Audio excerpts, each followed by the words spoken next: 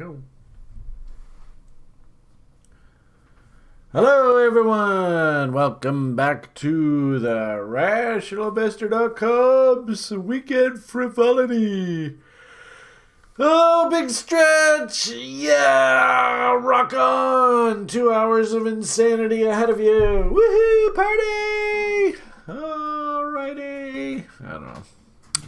We'll see what we can do. I guess let's go see if the YouTube pages. Oh, it is. Look at that. Back to the right. So the YouTubers are doing their thing. Actually, it's nice to see we got a couple of the ladies of the community on the call here today. So Brian's keeping his nose clean, not pissing people off with over-the-top vulgarity. So that's good to see. I like to use ladies on the site as my sort of reference of whether Brian is just gone right off the deep end. Try and keep your nose clean, Brian. Anyway, I guess there'll be plenty of French. They say Colleen, she gives me a wide berth. I will say that. But sometimes I do just go right off the deep end. But it's just like I said, it's kind of good to have the ladies around, just to keep me honest, right? And then out of the corner of my eye, I know, hey, Brian, don't piss the ladies off. If you do, then you know you've gone too far. So anyway, hello everybody, welcome back to the Insanity Broiler Chicken Show. Bark, bark, bark, bark, bark. All that kind of craziness. Yeah, I love just sitting on the interneting and just seeing what kind of crap, because you can buy for a song and a dance these days. And I saw there's like a 100-foot yacht down in LA. Somebody desperately needs to get out of. They're probably playing like rent on a berth, and it's just killing them month after month to pay it, which is often what happens with boats, is they just become a major anchor around your neck. But anyway, we're just kicking around. I mean, for $500,000 you could go buy yourself a 100-foot yacht and park it down in the Caribbean and live like a little demigod. So anyway, we were throwing that around. Then I said on the site in our chat room, we have a fun chat room on the TRI site. I was like, well, we could go for the 100-foot yacht, or we could go for the compromise. And I'll show you. It's kind of funny what the compromise is. Compromise is, remember, Brian's a cheap ass, right? So I don't want to pay a lot of money for anything, and I can get this badass coach for free! What the hell, man? That's awesome! I love free! Anyway, so we're just having fun. I mean, hell, you don't have to make that much money from trading to be able to afford free. Free is a great price. Yeah. How do you sell half of that on a double? Well, it's free. I don't know.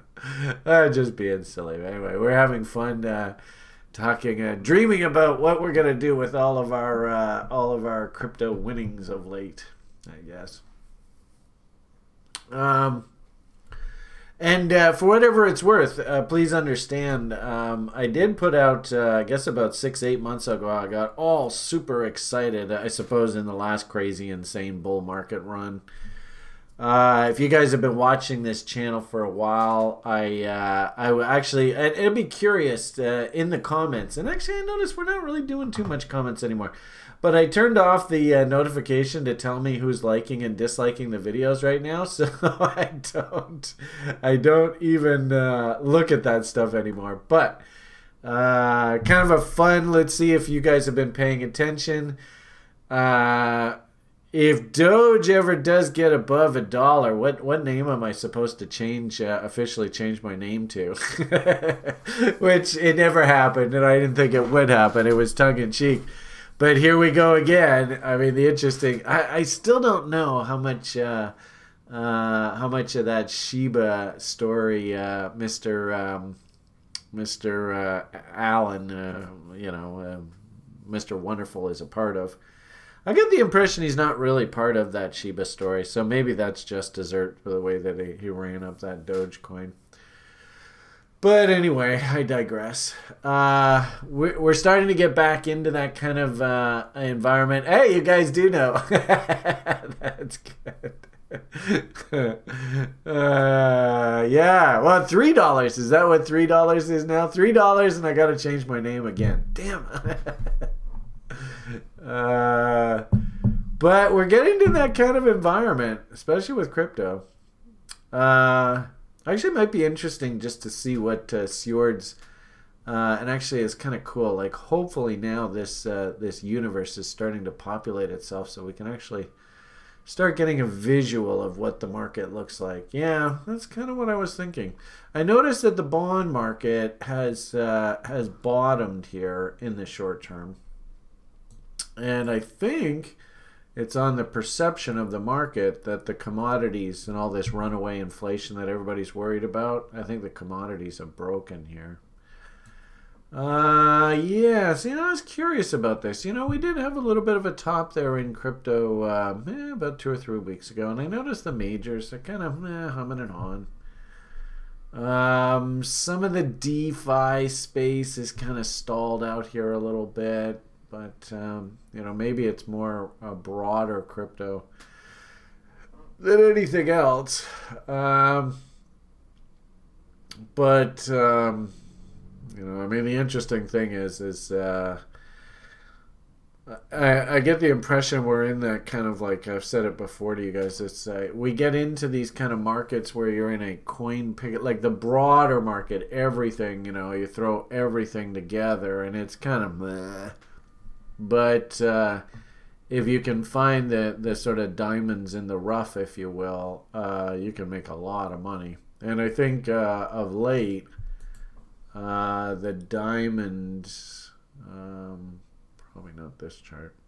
Where are we here? The diamonds in the rough happen to be things like Decentraland play. There's quite a bit of green coming up on the screen here, so that's good. I guess where the hell is Mana? It's in here somewhere. I must have gone right by it. There it is, Mana. So that's sort of the flavor du jour in the marketplace. Keep in mind, I remember last cycle. It was weird. You go through like different sort of pockets in the market. So 1 week it'll be like the file sharing decentralized or cryptocurrency stories. Then next week it'll be, so that and I noticed that one of the file sharing sort of names is starting to get going here. So anybody who's active on the site, you should know what I'm talking about. I keep a close eye on that one. Other times I think this is more about this sort of metaverse kind of play, and Zuckerberg and whatever the hell his plan is over there on Facebook. I think he's going to try and sort of capture some of the inertia of this metaverse sort of fad that's going on right now. But I thought it was really cool. Like, there's a guy, Aaron, who's part of that Ubix story, and he's really active on Decentraland. And he was like, nah, you know what? I think I like the original metaverse place, Decentraland, better than Facebook. Mr. Zuckerberg, go fuck yourself. So we'll see how that goes.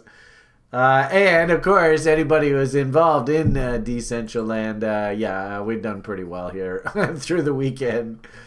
I'm torn here because remember, I run a number of different plans and I run a number of different sort of approaches. I did want to create a fund, and we did those weekly crypto shows. And the desire there was to use whatever proceeds were generated from that to go and buy a booth inside Decentraland. So we'll continue on that theme. There were 2 donations to that that stream. So I mean, what the hell? I mean, it's just donation, right? Nobody holding a gun to anybody's head. So I appreciate the donations, but not a hell of a lot was generated out of that. But at the same time, too, I'm also running trading plans where I want to come in at the bottom end of the range. I want to sell halves on doubles, and then of course, when they pull back into reload zones, reload. And this was a really, really good story of basically everything that we do and teach at TRI about multiple cars and how you can actually build multiple positions, and when a name really gets going, you can actually have two vehicles working for you as opposed to just one, all financed with that original purchase. It was a fantastic teaching example. I swear, somebody should write a course on this shit, I swear.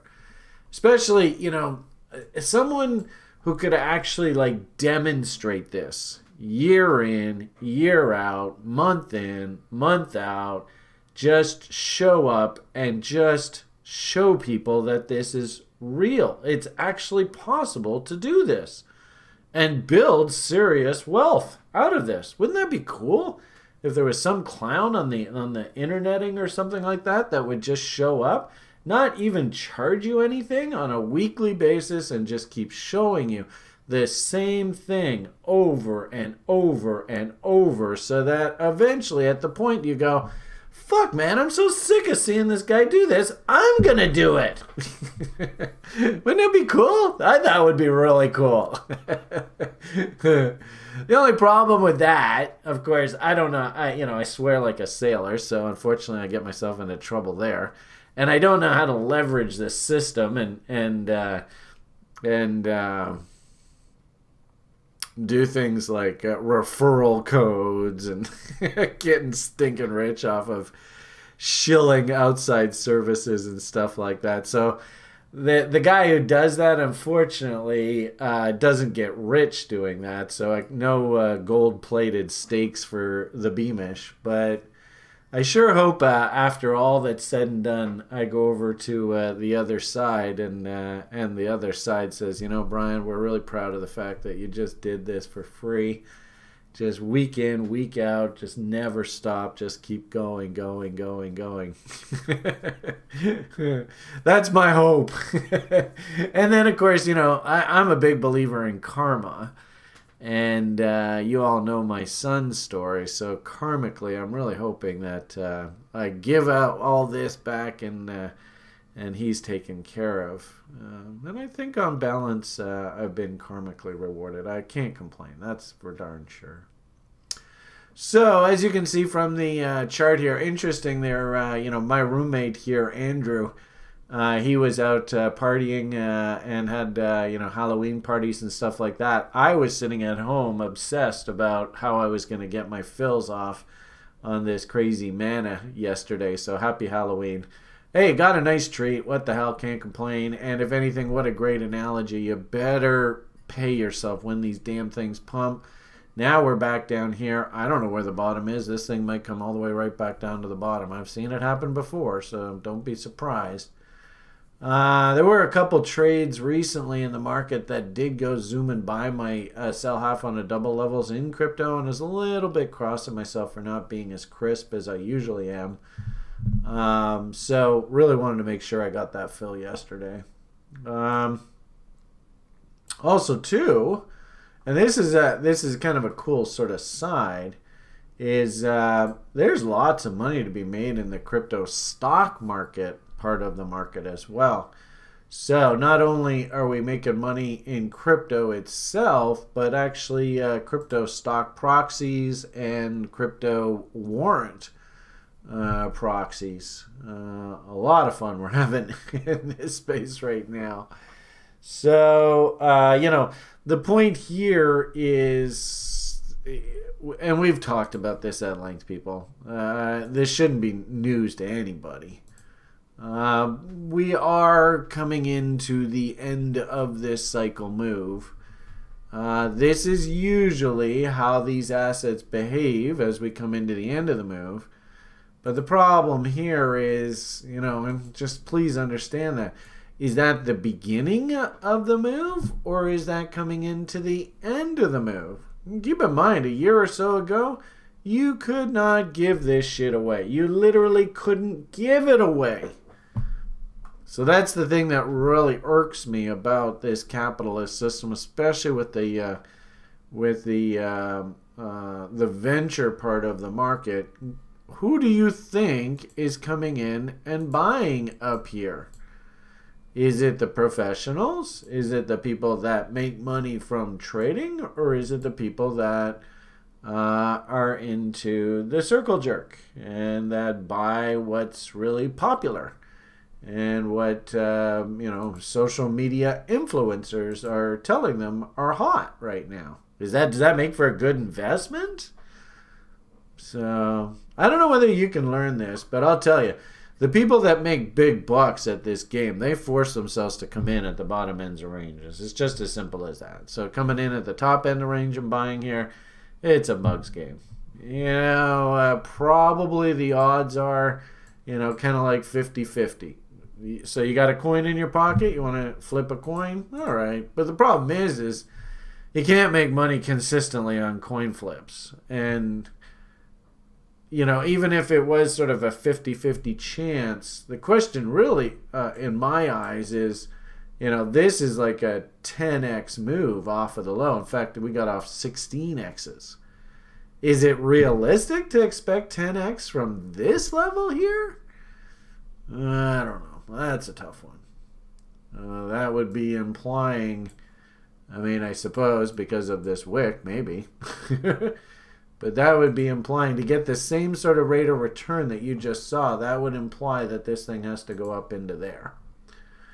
Hey, okay, fine. You want to do that? Awesome. Of course, all my buys down here, I'll be stinking rich. But I don't know whether that's realistic to expect that. That's probably pushing it a bit. Anyway, so that's basically what I've been doing this weekend. Nice to see, make money from trading, blah, blah, blah. Like I said, you can really tell that this is really industry-wide. It's also market-wide, which is cool because it really sort of validates this kind of thinking. Is you can actually see this happening in the the okay boomer part of the market, the stock market. Boring old curmudgeons. So that's rocking and rolling. And I actually think, there are some really cool little crypto stocks that I think you can make a fortune off of. I love this little one. These guys announced about a month or so ago that they went and bought a whole bunch of S19 miners. And you can see the W's, everything that we teach at TRI. The irony of it all is that this is actually where I'm long from, but it was long from this 8 cents back when it was trading on the venture exchange. It went zipping up to 20 cents. We sold half on a double. I didn't reload, but how ironic that the reload is actually at exactly the price that I bought at. So my next order to go on this thing's 32. But I guess the point that I would just make is these guys just went and got a bunch of S19 miners. Does anybody know what the cost of production for an S19 miner is for Bitcoin?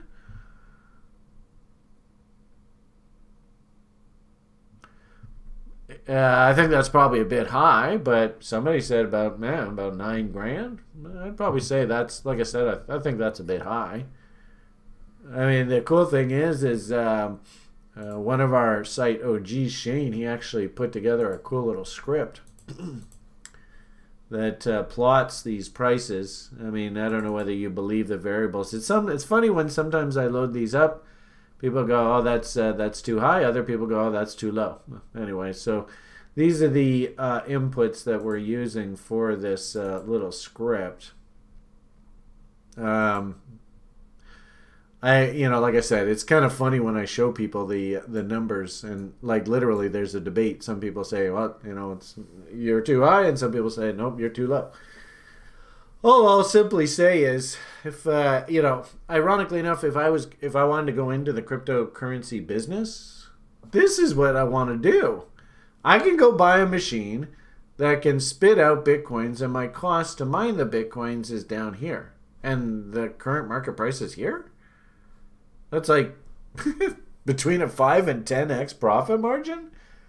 I mean, that's the kind of business I want to be in. So, unfortunately, these things often move in ebb and flow, ebb and flow. But, and like I said, I'm already long from this level and I got free stock, so I don't really care. But this is a fascinating story. And it's what I think is going to happen in this space is that we are now transitioning into the growth cycle. And that is...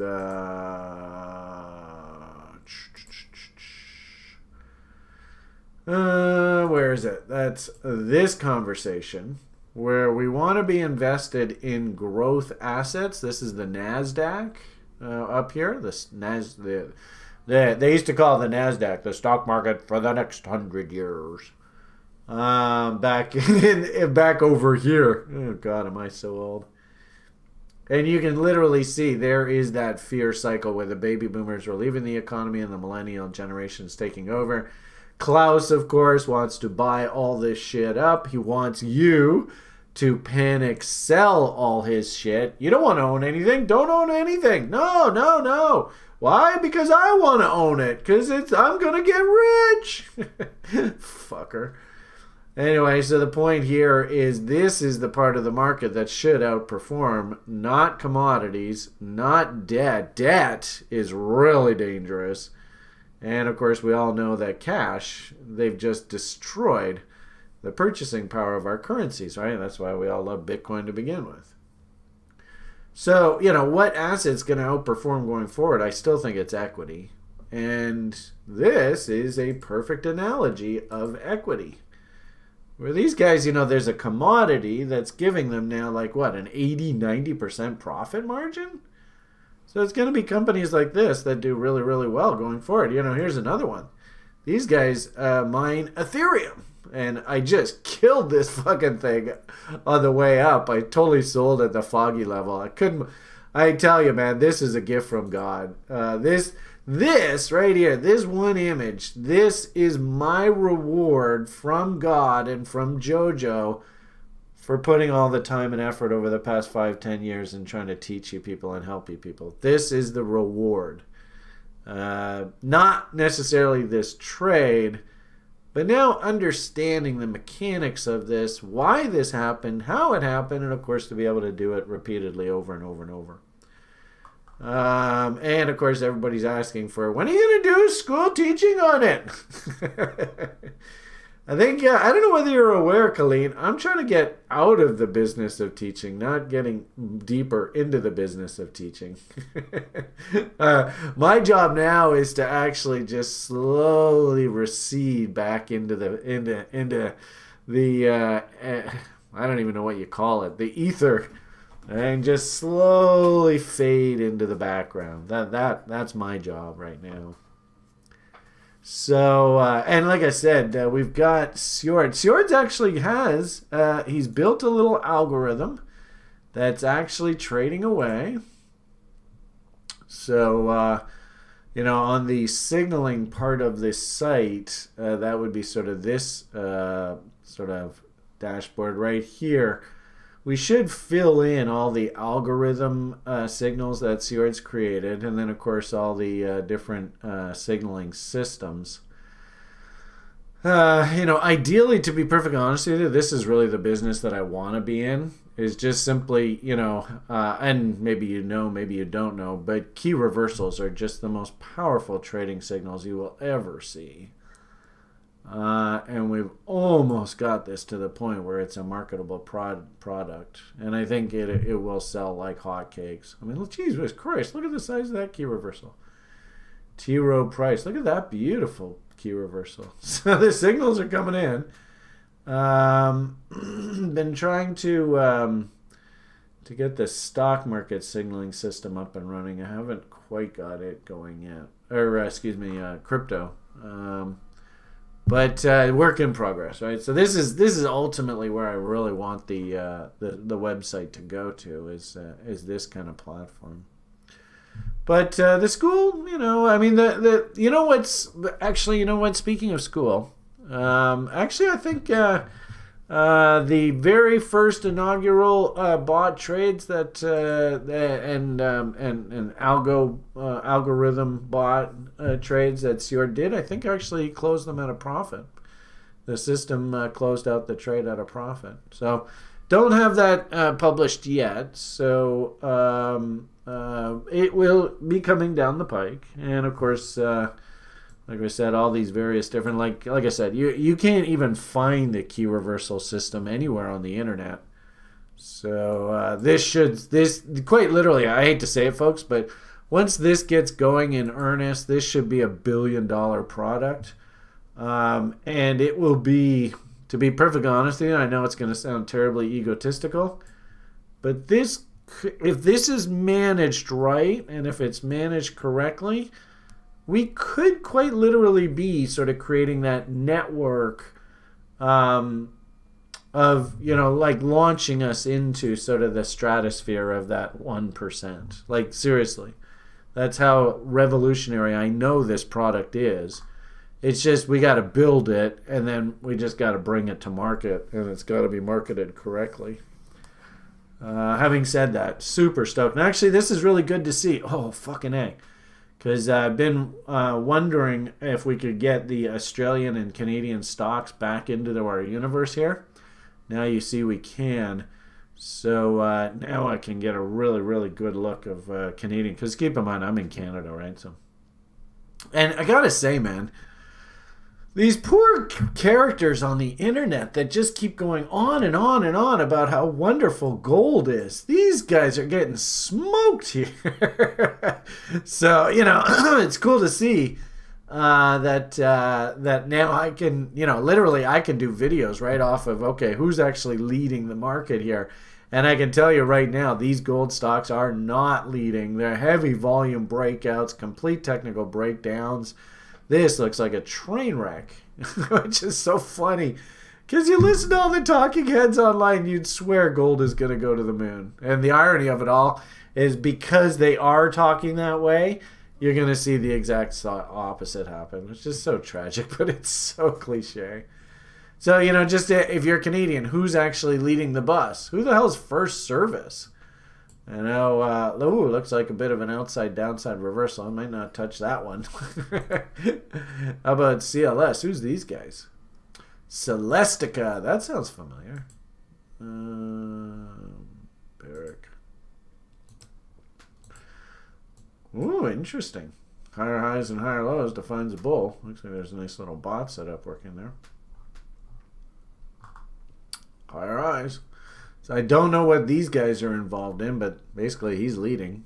Isn't this cool? I mean, this is going to be... we will, at a certain point, actually just... We don't need to be using TradingView or any other outside source. Everything should be done basically within the site. We can find out who's leading in the U.S. market. What a surprise. Big old fat Google. Let's see what they look like. Oh, Jesus. I mean, what chart pattern does that kind of look like? You guys have been... Josh, you've been working with me long enough. You should know. I'll give you a hint. Draw a horizontal line off of that high.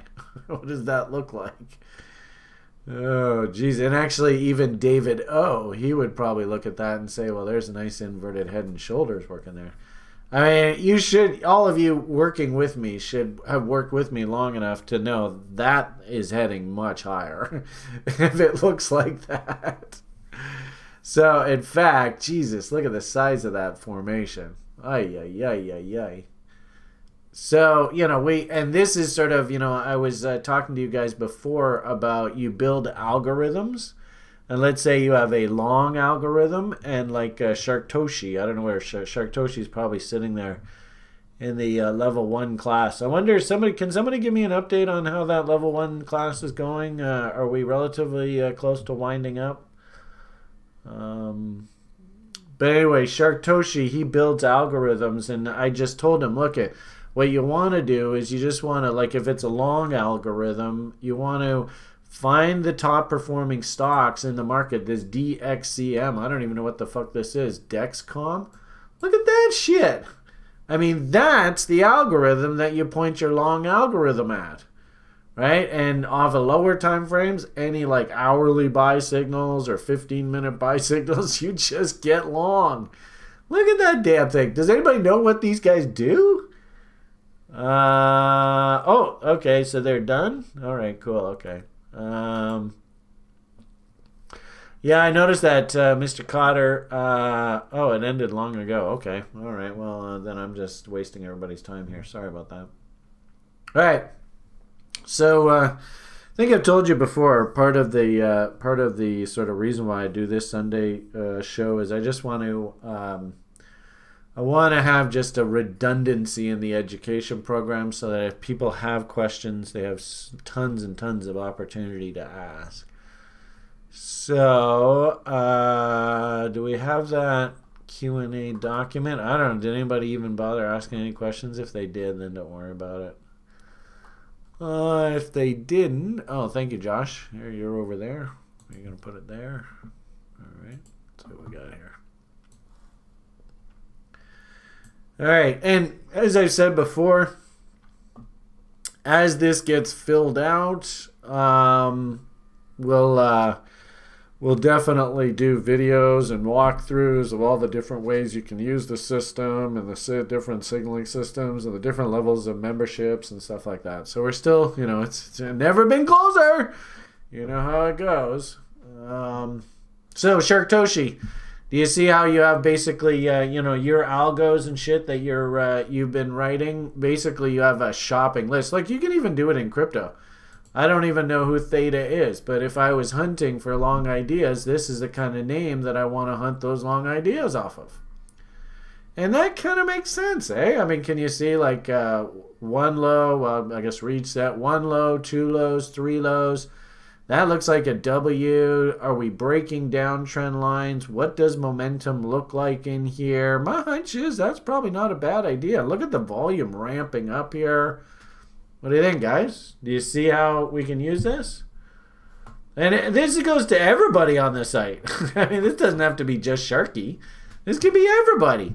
I mean, this is basically your shopping list. If you're like, you fancy yourself like a swing trader or something. XEM, that's number 2 on the hit list. Let's see who this guy is. I don't know. Does anybody see a letter of the alphabet that's trying to come in? Look at the fucking volume coming in on this thing, too. What kind of candle pattern is that? That 2-bar pattern right there. Did the level 1ers? What did you guys do this week? Did you do candle patterns?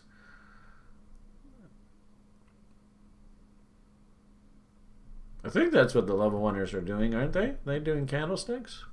Anyway, I mean, what is that right there? That is an inside bar reversal. It's not quite we can't call it a harami. As you can see, baby's feet are slightly sticking out of mummy's yaya. But it doesn't surprise me. Inside bar reversal fires on rising volume trend and rock and roll. So again, this is sort of like your shopping list. If I want to swing trade, what you really want to do in the market is you want to just concentrate on the leaders. And concentrate on the ones that are outperforming. BNB, I think we know that, right? Isn't this this is like CZ's, like theoretically this is his inside currency, right? Jesus, look at that, eh? I mean, geez, we just looked at something in the stock market that looked exactly like this, right? Do you guys see the repetitive pattern here? I mean, good buys look like good buys, and there's a nice inverted head and shoulders, right? Blah blah blah blah blah. So great to see that Sjord's got this basically humming along here. Oh, what a surprise! Ethereum? Are you guys slightly interested in Ethereum these days? Let's see what it looks like. Uh-oh! It doesn't like Ethereum. Oh boy, now we're in trouble. Did Brian just break it? Maybe he did. Oh, no, doesn't like Ethereum. All right. Well, and if anything, Sjord, we just found a bug. So there you go. Is it the cryptos? LOL. I don't know what that means. How about Link? Let's take a look at this. Nah. You know, the interesting about this is you saw those inverted head and shoulders. So this is one that hasn't quite fired the big breakout yet. There is that inside bar you saw on the other names. So here's one. You know, if you went drill down to like 15-minute, 1 hour chart or something, and if you got a nice little turn in here, that might be worth taking a shot off that inside bar, looking for that spike up top. And of course, didn't Chico, doesn't he love Link? So remember, that's one of his favorites. So, you know, we probably don't need to touch any of the downers. BCH. This is, it's interesting how this is the bottom of the heap, and yet it looks quite similar, I guess, because of that M top there. That's kind of a nasty fail. But also, too, notice heavy selling volume. That's a bad sign. You know, you saw those really nice, really juicy, big breakout buy signals we had? We had rising volume bars. You can see this is rising selling volume bars. That's not good at all. Anyway, so lots of fun. Fun. Super stoked for the engine going forward. Also, too, you know, I think just the basic, probably just the basic tone of the market. What you really want to do is just try and cool your jets through this kind of part of the market, because, you know, now we've sort of removed the fluff, that overhanging sort of like FOMO, public is just panic buying anything kind of thing. And I would actually make the argument we could start basing out and getting ready for our next leg higher in earnest. That really wouldn't surprise me.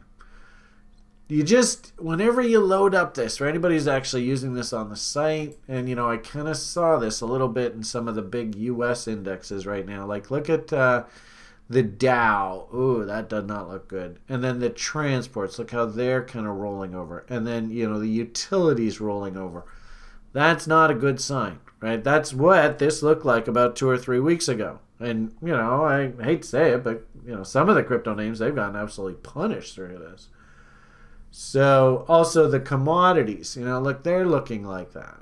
So interesting how the bonds actually look like they have a big W working. So, and it's fascinating actually, because I went and I bought Japanese yen call options. So interestingly enough, and I'm a fan of this, is now I'm just blabbing away here, but what the hell. I bought these Japanese yen calls, but, you know, as we said, the bond market itself is also putting in bottoms, right? So look at that big old W there in the bond market. So it's interesting how the breadth of the risk market was looking very toppy, a little bit dangerous as far as I was concerned here. And the risk off assets are actually starting to W out here. Yeah, we'll keep an eye on things, see how it goes. I guess the way I would look at it is, you know, trade your setups. Slow and steady wins the race.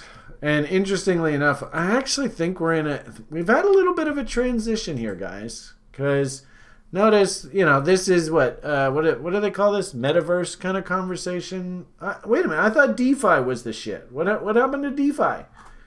And actually, I look at DeFi right now, and I'm kind of like, oh, we're kind of stuck in the mud here. I mean, maybe they can get off their butts and get going. Where's the damn DeFi index? Where did I put it? There it is. Boom. We rallied right up into a reload zone, and we've just stopped on a dime. Maybe, you know, the Paris Hiltons, the Joshua McGowans of the world have got everybody heading over to DeFi, or heading over to Decentraland and partying with the cool kids, right? Because I think I saw Sharktoshi and Paris dancing there earlier today. I don't know. I do find it a bit interesting how this is kind of stalled out basically where it's supposed to stall out. But more importantly, this is a really, really good lesson about why I like to use trade sort of mechanical systems that tell me when to sort of do things in the market.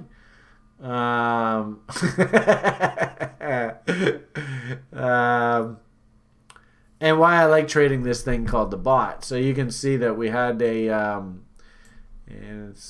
well, actually, just even off of here. So AB, right, that's one leg of the move. Boom, boom. And what you're really looking for is a continuation pattern. And of course, the bulls would love this because it takes us up to new highs, right? But CD, something along those lines. Boom, boom, boom, boom. In this particular case, if we do the math here and break this apart, notice that this creates a trade setup where you have basically $1 of risk and $3 of potential reward. And this is not fun talk. This is not Moon Boy. This is not get rich from trading. This is, I'm running a small business of trading. I need to make money. I need to see that my business is profitable.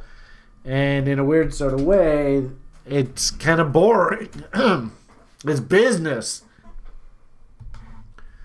So take your trade off at 25 level, looking for the ABCD continuation. Couple rules built into trading mechanisms like this. The first one is it's psychologically damaging if you have a trade that's going in your favor and you see on your screen, oh, look at the big green signs and stuff like that, and then all of a sudden it rolls over and just craps right out. And this actually turns into a big happy face, and we all know what we're supposed to think if you ever see the market smiling at you. That might just be the beginning. This thing might just crank down here. So it's psychologically damaging for the trader running your business, kind of boring, not super sex, not fucking gold-plated steaks and all that kind of nonsense. The business of being a trader. It's psychologically damaging to see a winning trade turn into a losing trade. It does happen a lot in the marketplace where markets just reverse. They just do what they think. You never know. Fucking, Powell might come out tomorrow and say, I've changed my mind. I'm going to shit on the crypto space. Get ready, boys. You don't know. I mean, are you really going to get into the business of predicting the future? Come on. So in this particular case, there's actually rules. When I learned this system years ago, there's rules to sort of try, statistically, what's going to end up happening here is basically we're testing this old breakout high, and theoretically, markets are actually supposed to be ranging 70 to 80% of the time. Maybe this is the new trading range and we fail against to test that high and we have to come back down and test these lows. And boom, you're stopped out. Merry Christmas, get the fuck out. And you have to take that loss. And like I said, taking that loss as a professional trader, just coming to work every single day, just doing a thing, that can get really debilitating. So we do things like we have a simple rule. Try not to let winning trades turn into losing trades. And one good rule of thumb is if this has gone halfway of the anticipated move, then we're just going to simply say, look pat yourself on the back that it looks like we got the direction right. But if the market reverses and it comes back down and it starts puking out, we're going to give ourselves permission once we've hit this level to move our stop to scratch, and we'll just walk away. Zero-sum game if we crap out here. And we could very easily.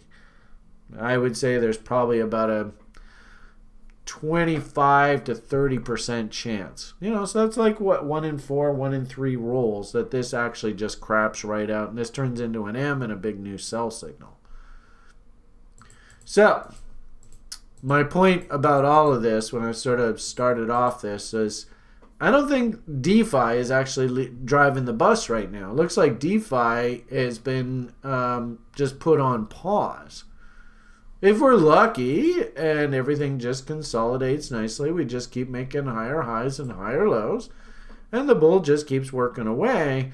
But I don't think DeFi is actually driving the bus right now. I think it's Paris and Shark Toshi. Also, too, this is Halloween, so a bit of a holiday in a weird sort of way. I think you can kind of do the decentral thing as a bit of a sort of like festive, maybe. Would that be a word that I could use?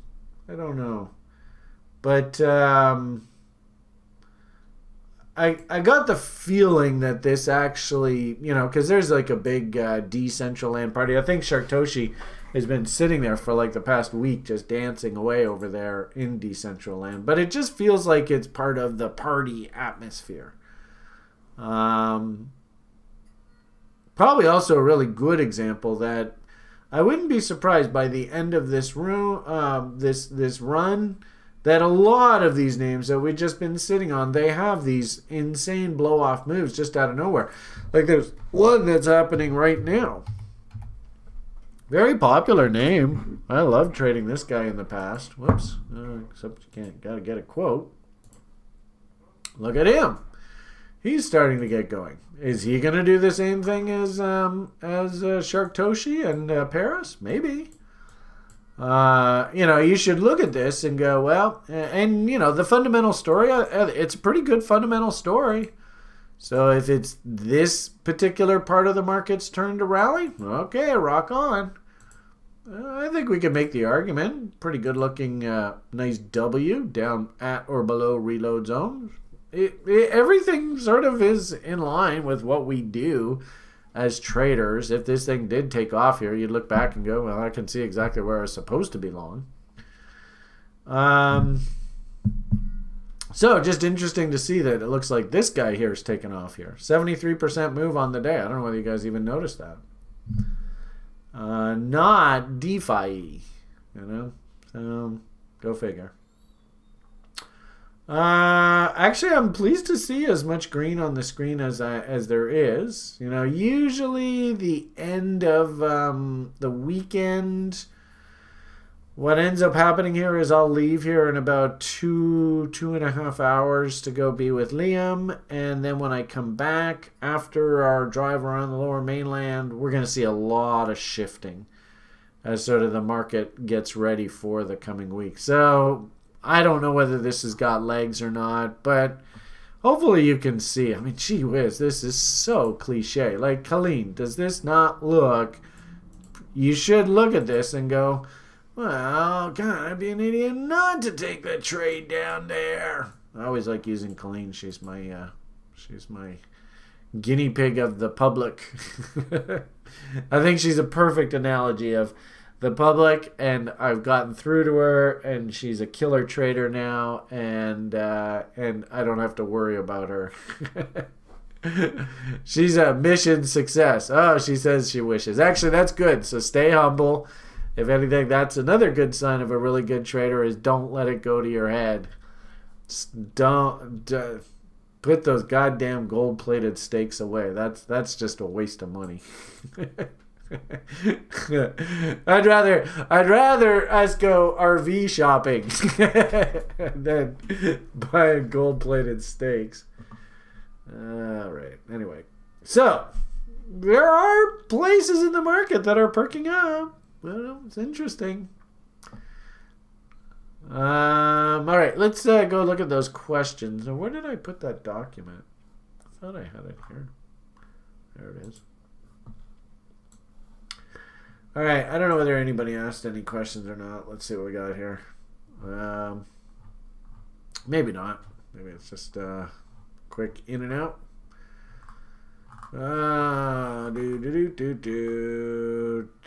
Nope, doesn't look like any questions today. That's good. All right, well, we don't have to worry about that.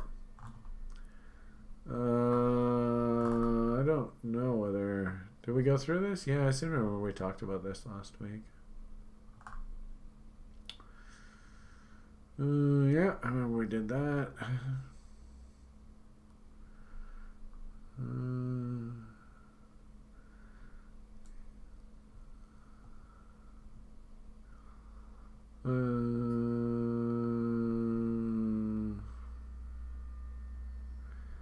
Yeah, I think I remember I read that, and we said we want to use the replay function. Regarding puts on major stocks. Oh yeah, and so this is probably Justin. This is more like level 3 and advanced stuff, just looking at open interest on puts and calls to try and figure out where the institutions have a vested interest. Yeah, remember the actual real levels down here. It's be interesting to see whether where they took that apple out.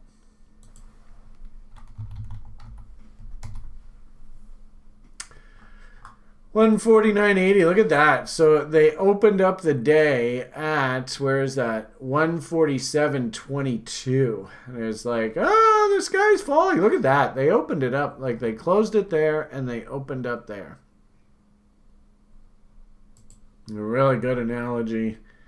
There was no interest whatsoever in them taking it below that 145 level. So they opened it up down into here. And then they just brought it right back up. So actually, yeah, looks like that's pretty spot on. All right, well, if there's no questions, then that makes that nice and easy. And either that means that I'm a totally awesome teacher and instructor, or it means I'm horrifically crappy. Let's hope it means that I'm totally awesome. Anything else to really go over here? Actually, maybe we'll just make this a nice quick one. I didn't realize, yeah. I don't know. You people over there on YouTube, there's 45 people over there. Let's see. Anybody want me to look at anything over there? Circle Jerk, Sedona, Circle Sedona. POLC. What the hell's that?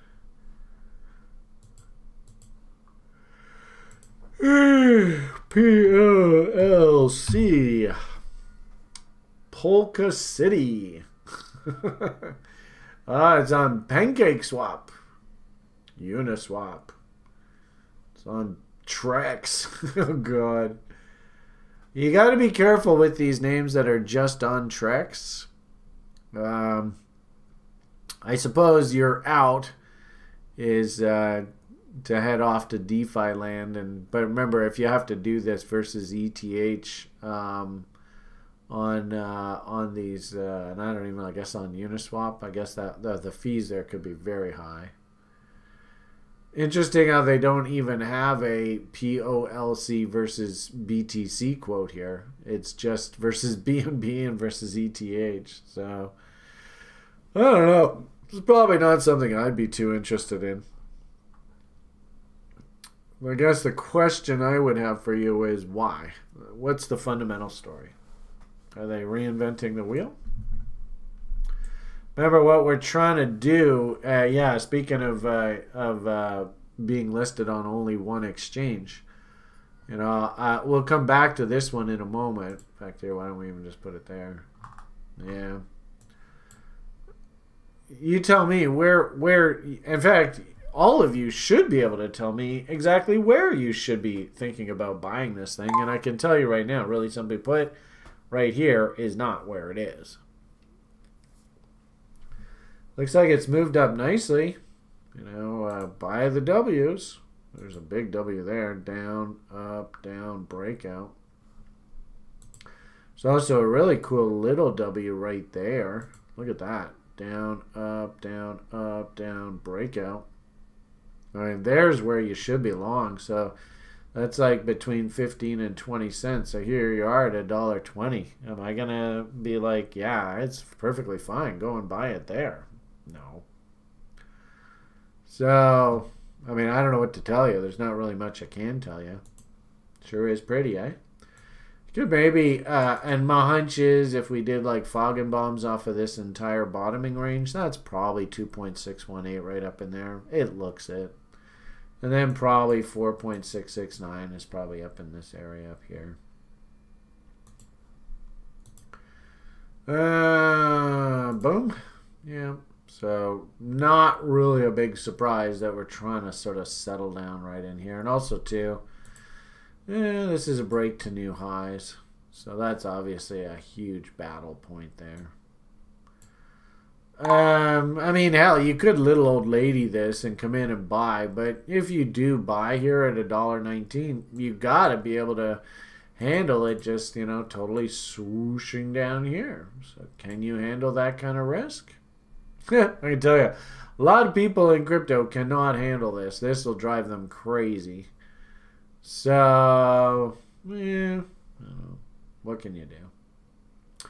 Probably this Foggy Boggy is probably where it's stalled out right now. Yeah, so right in there. This looks like you're sort of trying. What I find usually happens with these, and I've just been saying it for a year or two now, is we'll actually come back down and we'll kiss the original breakout level, and everybody, of course, knows that as a Benkoff check. So something like that, and something like that. So your pullback is probably going to, if I wanted to get in on this thing, right, it's going to be down in that zone there. So that would probably be where I'd want to try and buy. And what do you think the odds are? If I draw a reload zone off of that range, it's going to be right down in that area. I mean, that's the way this game seems to work.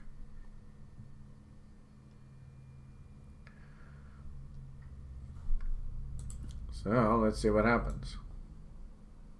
Can even go right off of the low. Boom. Yep, there you go. So, and actually somebody made a really good point there on YouTube. That's exactly why I missed the SHIB train.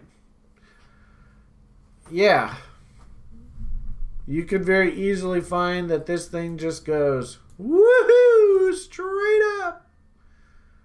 But remember, what we're trying to do here is we're trying to play like statistics game. We're trying to like manage risk. That's probably the best way to describe it. You're never going to be able to get rid of risk completely. So the question ultimately here is, what's the best sort of risk management approach? You often do well on a risk management approach trying to force yourself to come in and buy down markets, because then at least your risk window is relatively defined. So coming in here, right, your risk window is relatively defined. If you take like a little old lady approach to this, right, you're going to take like 1% of your portfolio and you say, well, Brian, the story is so good.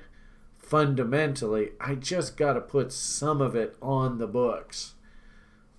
That's okay. I don't mind that.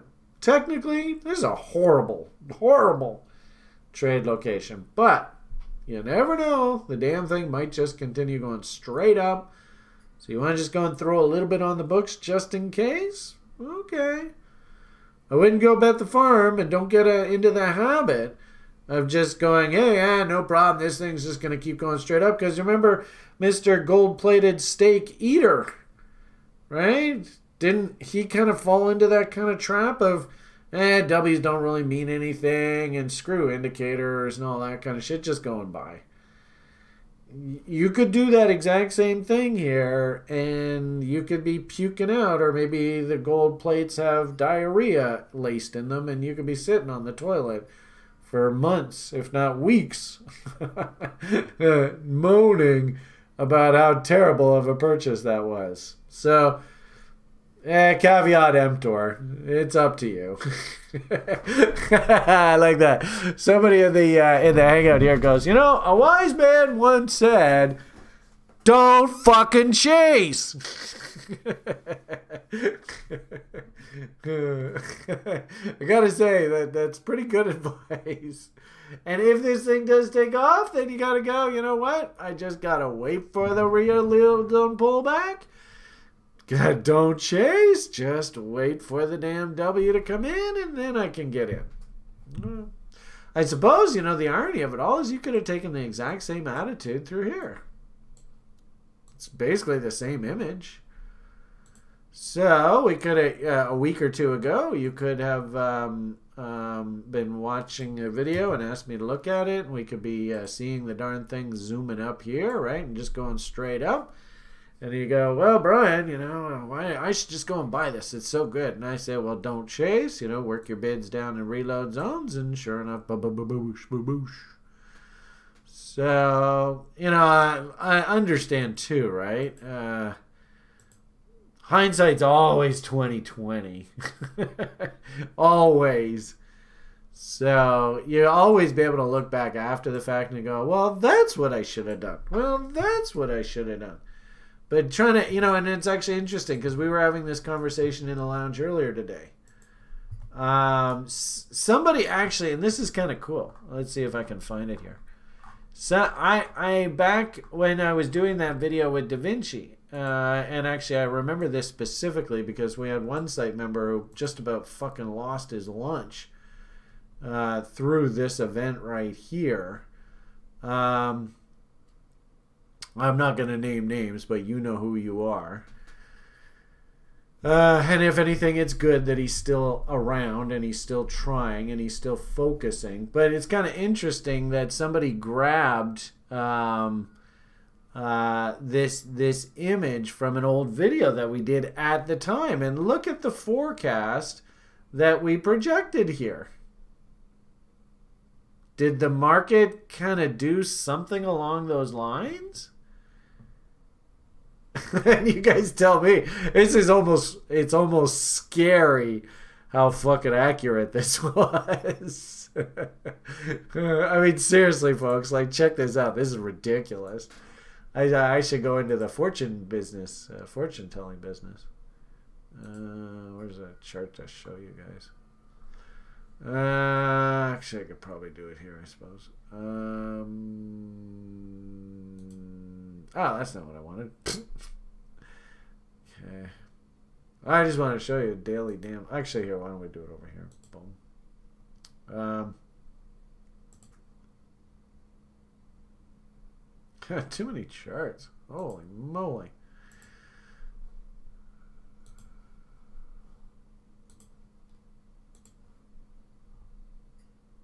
There you go. There's the image. That's what I wanted to show you. There. So, I mean, this is freaky, eh? So, turns out this was nothing more than just a mountain man tag from the other side. Just very normal technical bounce. But this is what happened afterward. Choppy, choppy, choppy, down, up, moon. And that's the image that we drew out. That's freaky. So it's all well and good to draw these out, but the hardest part of this, no doubt about it, is actually stepping up at this point and pulling the trigger. It's great. Everybody's got opinions, and as you can see, man, that's one fucking crazy ass opinion that turned out to be almost spot on with what actually happened. It's freaky how accurate that was. But did I take the trade there? No. Was there somebody that was on the TRI site that I worked with that I had a lot of respect that did take the trade there? Yes. And I've given him constant accolades. Kevin, a longtime site member, he actually did take this trade right here. And I remember when it happened, he was like, well, but it's everything that we do is against the W is 88.6, so why the fuck wouldn't I take the trade? So, that's kind of interesting sort of side. Somebody posted that this morning and went, holy fuck, Beamish, you're crazy. I can't believe you did that. Oh, well. And, of course, we're giving big cheers out for Mr. Biden. Man, I got to tell you, I joked a while ago that I figured that we're not done with Mr. Trump, but I got to tell you, man, everything is setting up that he's going to come charging back here. And he's probably going to be like a dictator for the next 8 years because this Biden guy, he can't get out of his own way. Oh, well. We'll see what happens.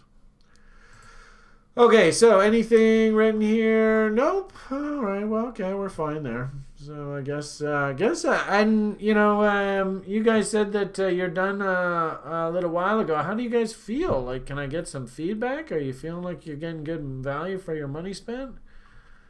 You feel as though I'd like to actually. Yeah, I heard a lot of people going on about that Digi this morning. Hey, you people on YouTube, you want a free treat?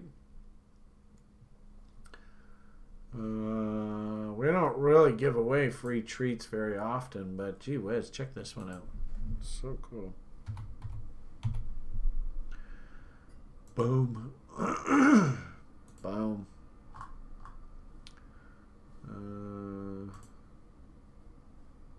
Oh, look at that. It's even coming back to the breakout level. Oh, I guess these are all weekly charts. Look at that one. And it's interesting because Digi, of course, has been around the space forever. I know a lot of guys who actually really like Digi. But you tell me, is that something that a typical TRIer might take a good look at?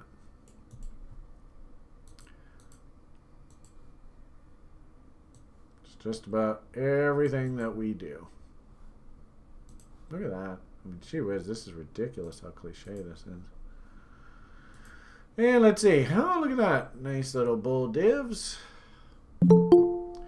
Probably even W's on other sides of trend lines. Look at that. You can see it's trying to W out as we speak here, eh? So, next, look at the volume coming in here today. Gee whiz. Beautiful W's in RSI. Look how it's breaking above the band there, too. I think Sjord, when he sees that, he really likes that. The only problem is when it comes back into the band, that'll mean the rally's over. We're going to do some Foggy Boggies. The Foggy Boggy Elephant. Something like that. And boom. Wow, what a surprise.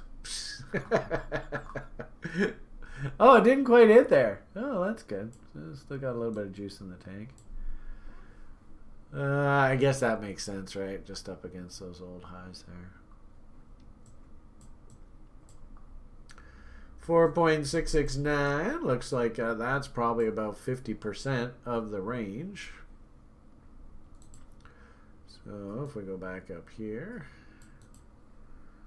and go reload zone and others, and of course got to flip it around. Boosh. There we go. So interesting. On the way down, I would call this Collins dump chaser zone. I don't think he likes calling it that, but I do. So I think it makes sense if there's going to be some resistance up in this 38.2 to 50% level. Makes perfect sense. And what a surprise! You end up seeing this stuff. It just becomes so cliche after a while. It's embarrassing. Does it make sense that reload zones? All these little trap bulls up here, they would love desperately to get off the damn couch.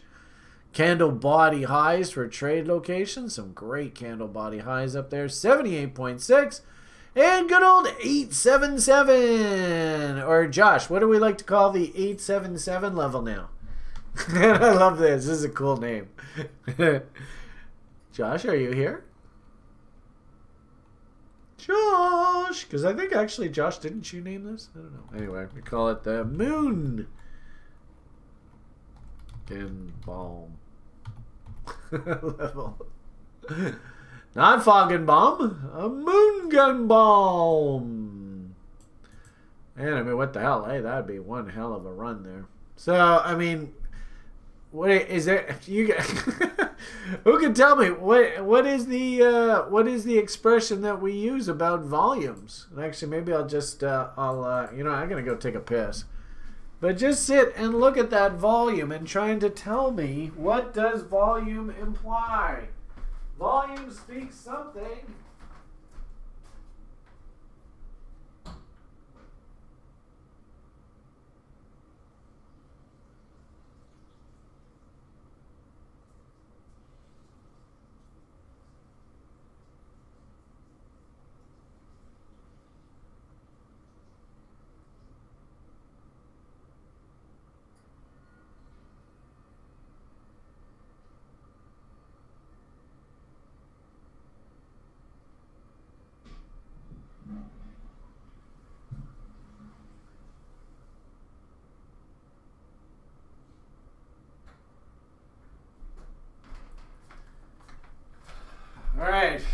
Anybody find out the answer?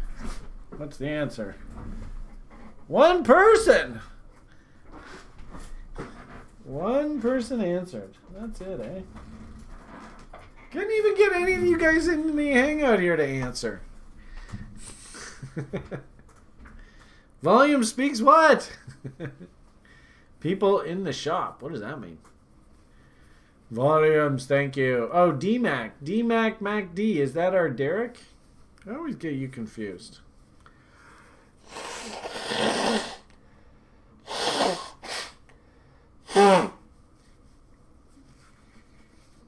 Nice. Zarafel. Good, Jimmy. Seriously, people. I mean, you're here to learn how to get better at this trading shit, right? I know. I always get you mixed up. Sorry, man. So, I mean, the image is right there. I can't really say much more. I mean, you do with your money as you please, but fucking hell. Does anybody know what's causing this? Are they coming out with a new mousetrap or something? Do they build a better mousetrap? Thank you, Joshua. No? Nobody knows? Anyway, just sitting there. Sure hope you guys can take advantage of that. Alright, well, I guess that's about it, eh? Make it a nice short session here today. People are going to be like, holy crap, what the hell? The guy only talked for half an hour? Actually, I'm sure I probably talked for more than that. Alright. Well, you guys feel like you're getting good value for your money spent. I hope you, what cussing LTC to be so slow despite weekly W?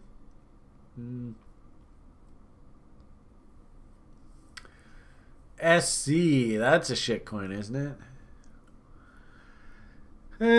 You know, I mean, the interesting thing about technical analysis is it can kind of sort of guide you as to what the sort of current state of your asset is. I mean, I might argue that looking at this momentum picture and looking at this volume picture, there's not really anything driving Litecoin right now. I mean, what's Charlie been up to? Do you even hear Charlie talk publicly anymore? I don't really hear him talk very often anymore. Oh, thank you, Fruity. I appreciate the best wishes for Liam. That always makes me super, super happy. I don't know. I can't really, like I said, the only thing that I see about Litecoin that really jumps out at me is I see this move here on low volume. So it's like everybody's just kind of gone to sleep, right? You can see this high corresponds with this high, so that means that that's actually a divergence. So, but I haven't heard any fundamental drivers. Could you answer a question on Gann charts, please? Oh, so I thought this was from last week. This one? I thought we did this last week, didn't we? Or are you talking about something else?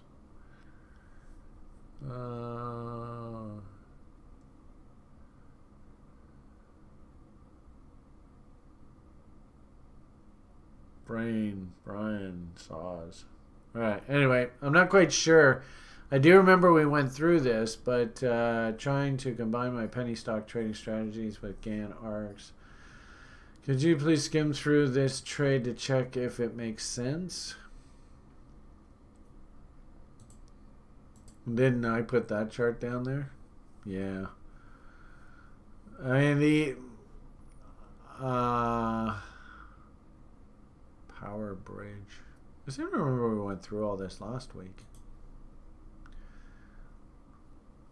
And I talked about that bot. Yeah, so something's not right about this.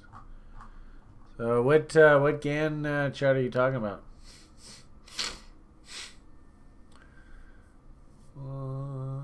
Change screen, BB. Which screen? Which screen do you want me to change to? I don't know what you want me to look at. And can you see their comments in Google Meet today? Oh, you're in here? Oh, there you are over there. Oh, okay, yeah. Oh, I think BB is only on YouTube chat. Oh, yeah, okay. Brian's big green dildo. 2 PPL, nice. I think BB is on YouTube chat. Where are you? Volumes! There you are. I asked you guys if you could speak volumes. Volume speaks volumes. Is there a question?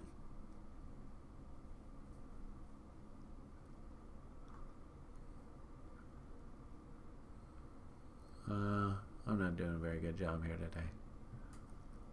So there's Digi. Yeah, Digi, I think that was a nice easy one.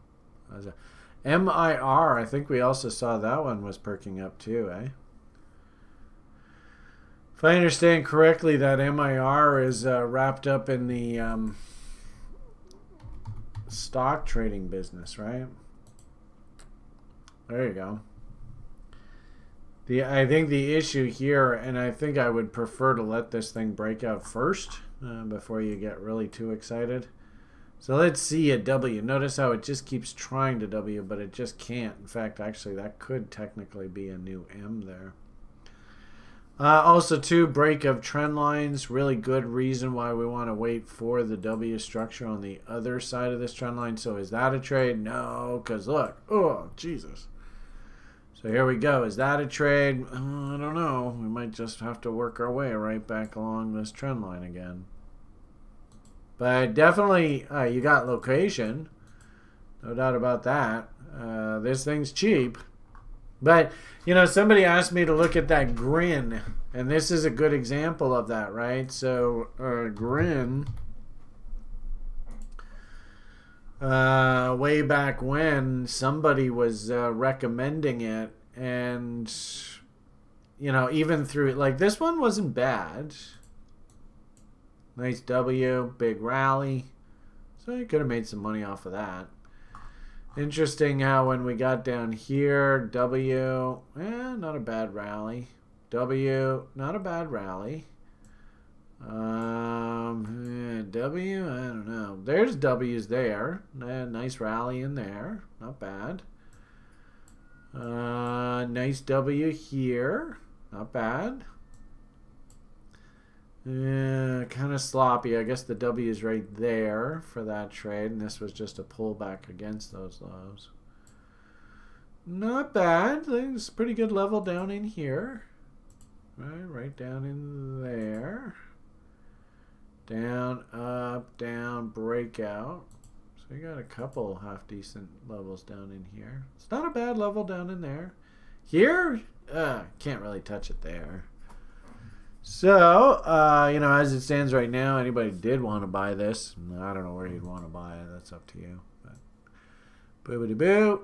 There is your reload zone. So just let it slowly work its way back down into that level. Probably do trend lines. The only problem that I have, honestly, guys, is that we're getting really, really late in this crypto season. And, you know, you might be in love with a name like this, but I just don't know whether I really want to buy much more. If anything, what I'm kind of doing, kind of like this Mana, I mean, just full disclosure, I don't know, could be totally wrong. And does it really make any difference? Not really, because it's my money, it's not yours. But this is a good example where I sold into the rally. I sold into Bitcoins, and I think I'm just going to leave them there in Bitcoins. I'm just not going to do anything. So something like this. I mean, maybe you like the name. Maybe you're a rah-rah bull.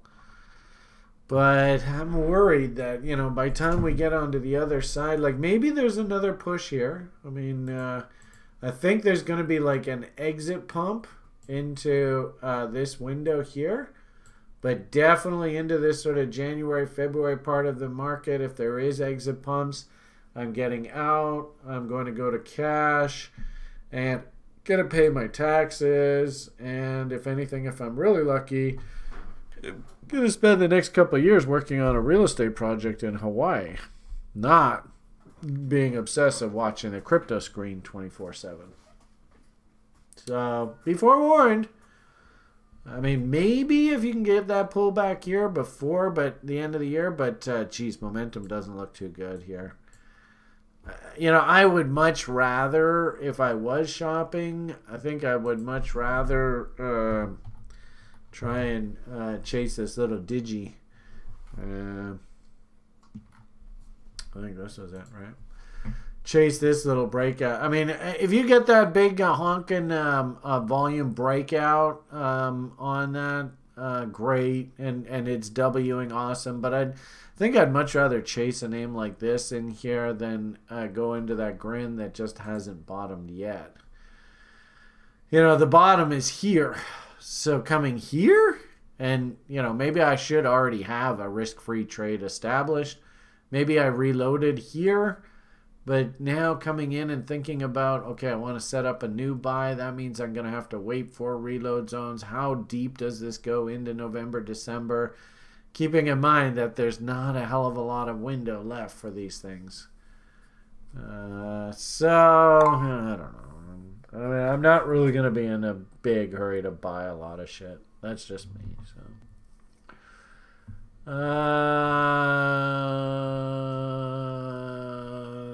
I see.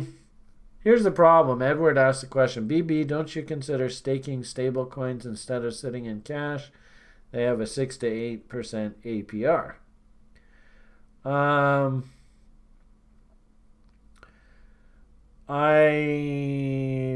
do I answer this? I would like to clean up the experiment account that we started back in 2014 and just put that to bed and just end that. I would like to if I'm going to participate in the crypto space going forward, I think I would prefer that it all be sort of decentralized and we start from a sort of a zero cost basis, no tax implications about other than what's going to happen going forward.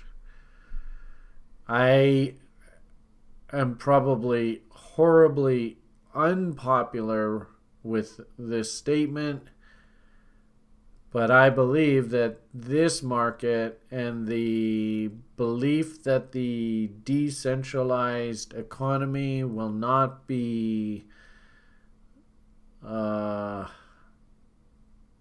tested, I guess. I don't subscribe to that newsletter. I just don't. I have a sneaky suspicion that there's going to be a very rude awakening for a lot of people that believe that Big Brother just doesn't give a shit about people like MIR coming and just sort of stealing their whole business models. Now, what you might find happen is like 1930s United States of America. I wouldn't be surprised if over the next couple of years there's like a major sort of like nationalization of a lot of these decentralized trading platforms. Frankly speaking, I'm too stupid to understand how the half of this shit's going to play itself out. But I don't want to be coming in on the buy side at the top of the market. I don't like that. I think it's asking for trouble. I remember last cycle, people were convinced about things like ADA, that they're, I remember one guy in particular in Switzerland, he was just loaded up to the tits with these damn, what were they called? They were called master nodes. Why doesn't anybody talk about master nodes anymore? So, and then, like the subsequent couple of years, price fell so far, people couldn't conceive how far price fell. To the point where, yeah, okay, fine. Maybe you're making like, 100% APR, whatever, on your staking. But if the price of the asset's like a 1/100th of the previous price, it doesn't matter how much you are yielding. You would have to yield 1,000,000% just to break even. So I'm not totally convinced about this, to be honest with you, folks. I'm not. And this isn't the time to come in and look for bottoms. This is the time to be looking for tops. And oh, gee whiz, you got Paris Hilton now coming in as a crypto expert.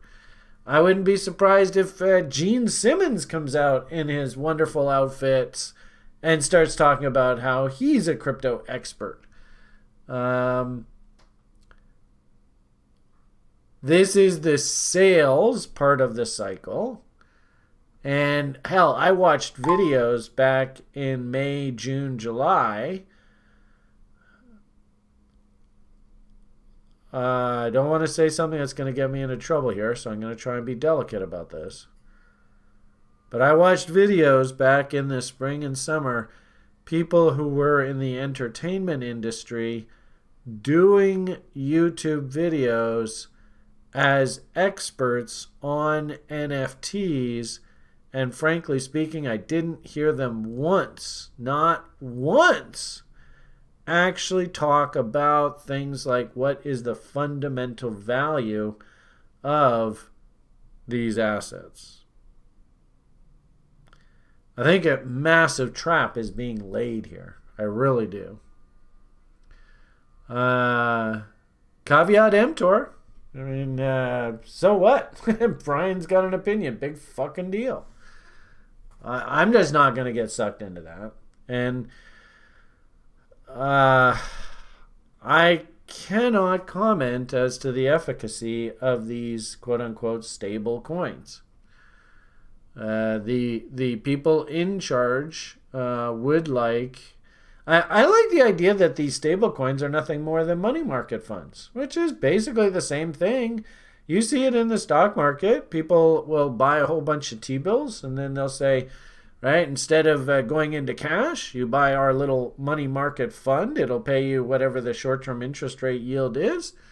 And they can pool, like, I suppose now hundreds of millions, billions of dollars. And in essence, their asset is basically like cash. They're called money market funds. Tons of them are in almost every single mutual fund. Every single brokerage house has access to them. So, do we want to create things like these stable coins that are nothing more than money market funds? Okay, nothing wrong with that whatsoever. Do these crypto kids want to play ball with the regulators? I don't know. That's going to be a conversation unto itself. I did find it fascinating that people within the crypto space are being proactive. They're not waiting for the government and government agencies to come to them. They're actually suing the government agencies ahead of time, which I found fascinating. I can tell you this right now. Regulators don't like to be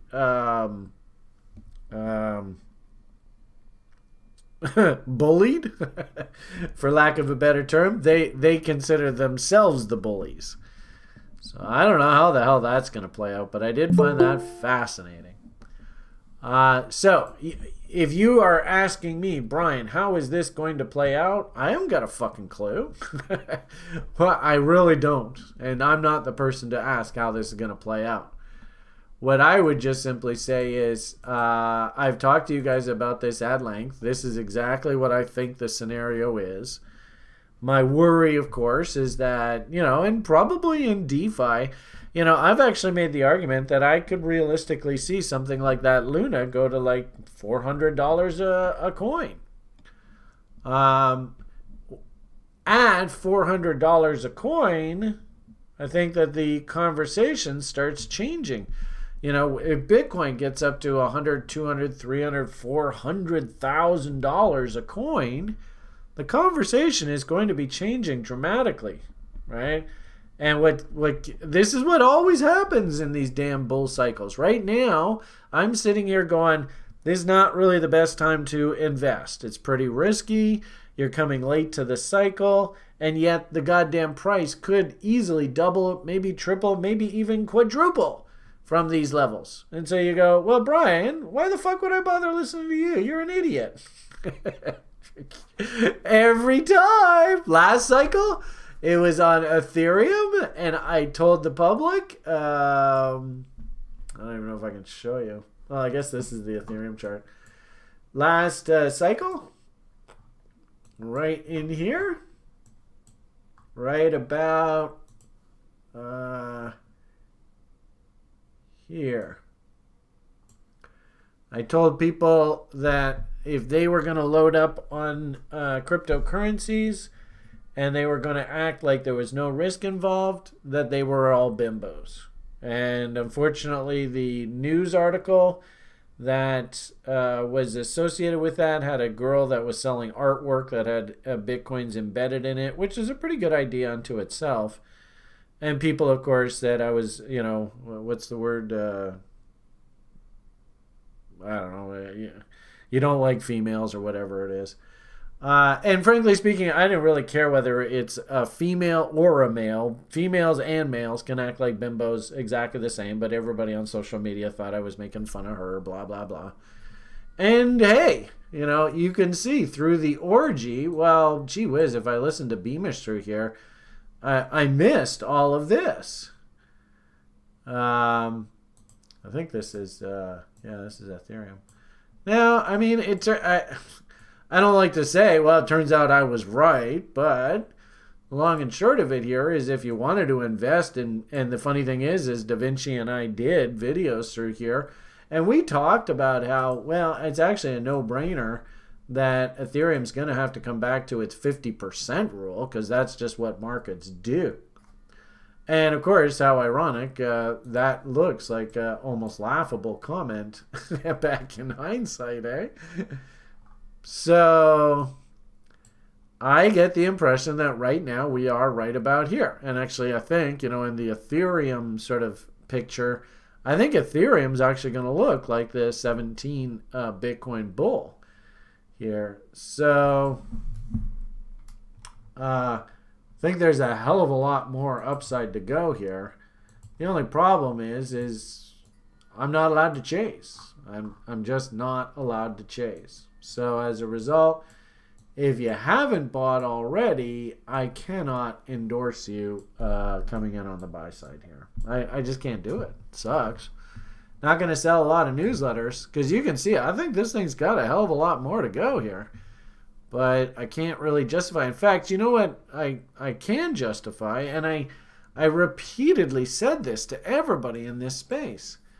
And I hope, maybe we can even make an NFT about this or something. Because I specifically said for about a year and a half, because I thought this was so much like the Bitcoin story from last cycle, that I said, if we get a pullback into mountain man levels, consider that the buying opportunity of a lifetime. And I don't really say those kind of things ever. So you can imagine I was kind of like, oh, what the fuck have I gone and done? I got to put my neck in the noose and this thing's going to crap out and I'm going to look like an idiot and people are going to be like, wow, that's a waste of time listening to him. But I got to say, man, fuck, that aged very nicely. And like I said, if Ethereum does do this, well, that's going to look like absolute genius. So I'm feeling pretty good. So anyway. Yeah. But I think that was the buy level right there. If you missed the boat and you wanted to get in, can't touch it here now though. In fact, I had my first sell half on a double order filled in here. So as a result, I have a risk-free trade now working on this. So technically, I could just sit in this forever and not really do anything. So, as I showed you guys, I actually think what's going to happen here is something along these lines.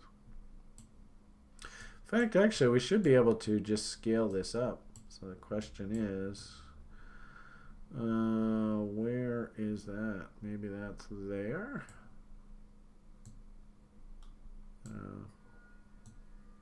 Yeah, I don't know where I would start this. I'm kind of thinking something like that. So if that's the case, whoops. There to there, maybe a little bit higher. Something like that. So that matches that. So that's that. So something along like that. Jesus Christ. 40 G's. That would be funny if Ethereum ran up to 40 G's. It wouldn't surprise me one bit. But anyway, only time will tell. Certainly not make any predictions. If anything, if there's a roadmap to follow this cycle, I like this kind of thinking. So get ready, folks. I mean, fucking all hell can break loose here shortly. I mean, we are in this the end game window here. And the good part about it is in the end game window here, right? This is when all the shit, they always say the shit always rises last. So the question is, how much can you farm and from what different directions? You know, can you farm the altcoins, right? You know, things like Digi. And I don't know whether this grin's going to go. Maybe it is, maybe it isn't. You know, all these little ones. I'm actually very curious to see. Like I said, this is an interesting test case because these guys and the guy who founded this, Mr. Do Kwon, he's got pretty big ones. You know, he actually turned the table on the SEC, and he's suing them now. Fascinating. People were saying that the supply of these coins outstanding is going to be reduced, and that wouldn't affect the actual value of the coin. However, I'm of a slightly different camp. And what I would say is a really good sort of tell what to think about going forward on this guy is understand guys like Novogratz. And Novogratz, he's made a pretty big bet that he believes that Terra Luna is the future. And he's actually going to build like whole sort of operating systems, kind of like Goldman Sachs, to trade the stock market through Terra Luna. And he's probably using that MIR kind of thing. But what's interesting about this and what fucking pissed me off is I was actually long this cocksucker's stock right here. And it broke through these lows. And I was like, you know what? Better not take the risk. Let's get out. And look what happened. Fuck. What a kind of shouldas, eh? Goddamn sons of bitches. Anyway, what was interesting was that I dumped the stock on the break here. He actually came out right here and he's like, I got to step in and defend my stock. And he bought like 10,000 shares literally the day after I just dumped everything. So anyway, there you go. Anyway, what it could have shouldas. Gee whiz, I left a lot of money on the table there. Point I'm trying to make here is it looks to me like we got a trend continuation pattern forming here, and this is one of my funny little bot setups. So entry 25, stop to scratch 37, and look how this thing is just ratcheted higher here. Just chung chung chung chung chung, just straight up. And I think that this thing's moving a lot on that Luna story, because like I said, Novogratz is pretty deep in this. So if that's the case, I think Galaxy's got a lot of room to the upside here. And I don't see any reason why this Luna can't move higher. I guess I didn't really make reference to this, and I don't quite understand the math, but if I understand correctly, there's something like 90 million of these coins out. And they propose to burn like, I don't know, 70, 80, 90% of the coins, something like, 80 million coins or something, and convert that to USDT or, their stablecoin proxy. But my question is, and this is the way I approach this. I went into the marketplace and I bought these Luna coins, and they're sitting on my exchange that I bought them at. They're just sitting there. what happens when you reduce the amount of supply of these coins, and clowns like Beamish and Novigrads come in and buy up the supply because there just isn't that much supply out there? What's going to happen to price here?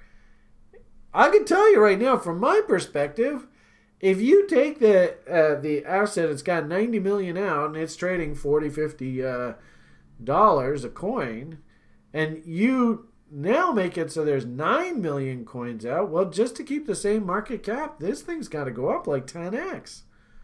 And remember, I've got my 10,000 coins sitting in my account. I don't give a shit about what they're going to do with that other supply. But now, with them destroying all the coins, now my 10,000 coins represents a hell of a lot bigger chunk of this Luna story than before. I mean, quite literally, my stake in the whole idea has gone up 10x, and they haven't even done anything. I gotta tell you, folks, if they go through with this, my anticipation is this thing's gonna go fucking apeshit to the upside. But so what? It's just Brian's opinion. Doesn't mean jack shit. I mean, can I justify buying that there? No fucking way. But I might, if they dip this thing back down into reload zones and it goes in W's. You know, Brian, I'm probably going to reload all the shit that I sold on the way up here. Can't touch it right now, but I got to say, I do like the story. The story just keeps getting better and better and better out of these guys. So, anyway, interesting. So that's from a trader's perspective.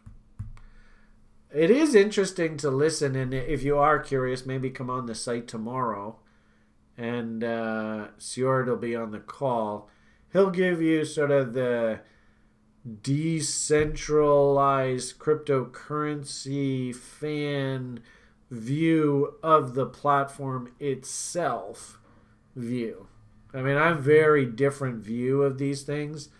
I don't fall in love with the story. Frankly, I don't even want to get to know the key characters. I just want to trade the price charts. And of course, you know, like if the sentiment's there and if the story sounds good, all right, let's go for it, you know, FA wise. But Sjord is definitely, he really likes the Luna story. And so as a result, he's really gotten to know the Luna story. Really good example actually here is this AKT. So as you can see, we had a while ago somebody come on the site and sort of rah bullish of this. It was zipping up here, and I'm like, okay, well, you know, I could buy, but I can't touch it here. I can start working bids, little old ladies, and as you can see, filled. All right, I'm loading up my basket. I do like the idea that, you know, we're starting to build the momentum divergences that Brian likes. Willie is stupid. W's coming in on the indicators. Now, really. So I wonder what happens. I just re-hit the button. I wonder if it'll kick back in with the same stream or not. Let's see what happens. So this would be an interesting experiment. Looks like it stopped. Does it restart? Looks like it stopped. Does it restart? Oh, looks like, yeah, looks like we're good to go. Yeah, well, it picked up pretty quickly. All right, well, that's good. All right. I didn't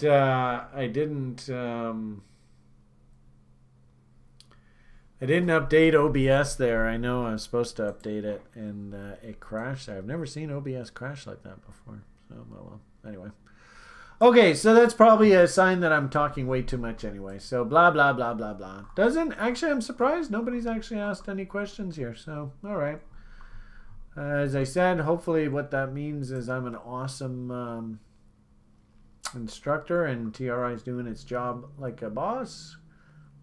Versus doing a crappy job. But I will say, you know, this AKT, and actually I think Sjord's going to give us a presentation on this tomorrow because he really likes the story.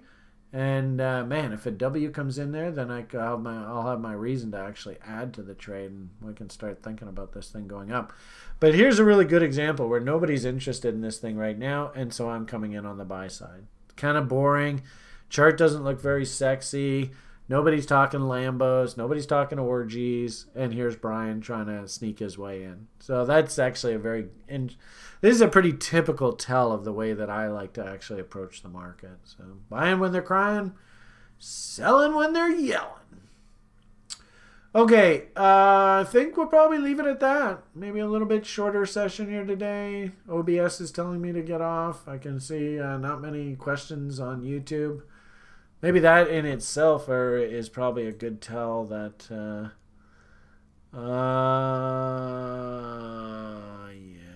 if you're America long enough, you will miss more opportunities that many actually capitalize on. It happens. Being in the game means getting bruised occasionally. All right. Yeah. Oh, cool. Oh, I like that, Colleen. All right. So, everybody, if you could kindly give me some really positive karmic vibes. And actually don't give them to me, give them to Liam.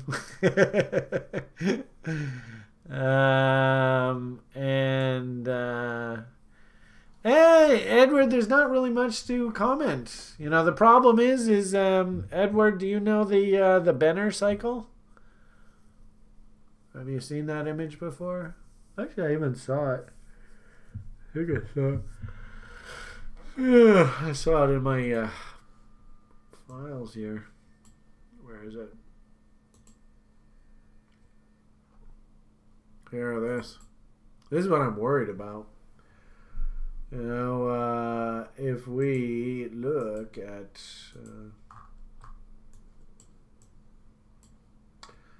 2023, see that trough there?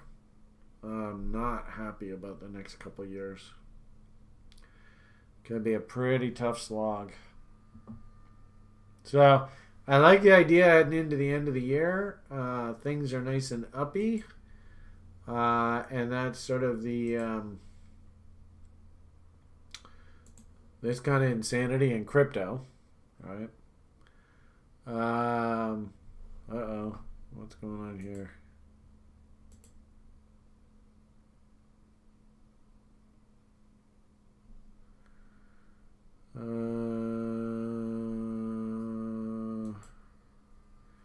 Lamarcus says, do you guys see this rubbish? I'm not quite sure what you're looking at there, Slick. Sure hope everything's okay. What was I saying? You know, I think into the end of the year we're going to see this kind of thing. Unfortunately for the stock market, it looks like... where's my fun little chart?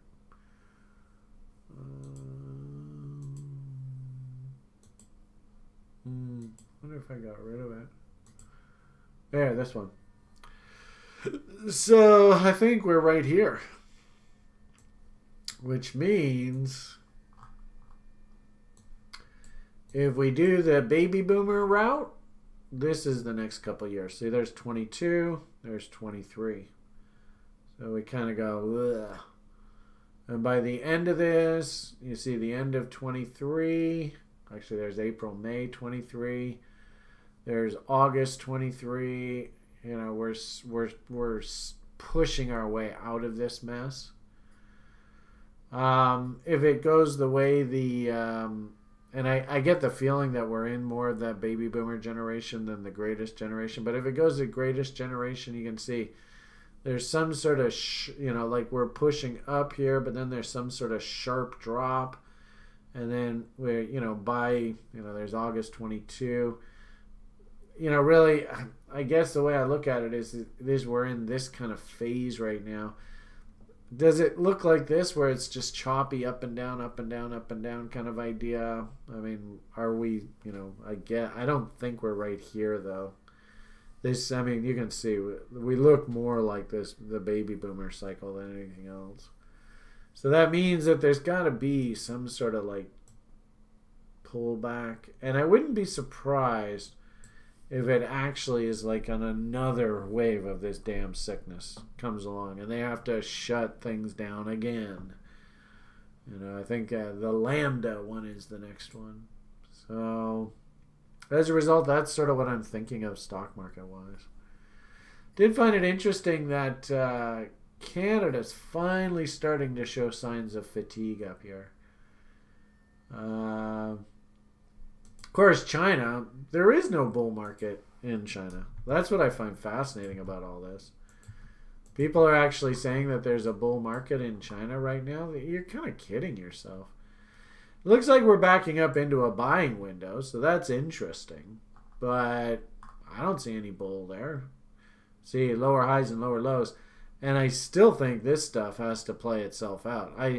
I personally believe that the interest rate cycle, which is what is driving all of this, has turned.